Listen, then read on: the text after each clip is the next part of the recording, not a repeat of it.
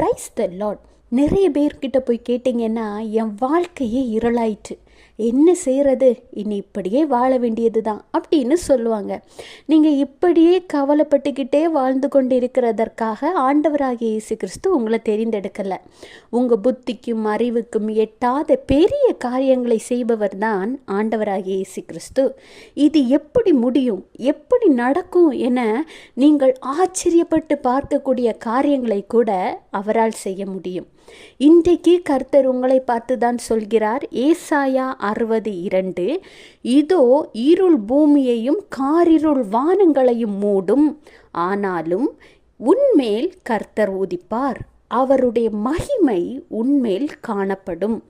இருள் போன்ற சூழ்நிலைகள் உங்களை மூடிக்கொள்ளும் பொழுது, காரிருள் போன்ற சூழ்நிலைகள் உங்களை சூழ்ந்து கொள்ளும் பொழுது, அதிலிருந்து எப்படி உங்களால் வெளியில்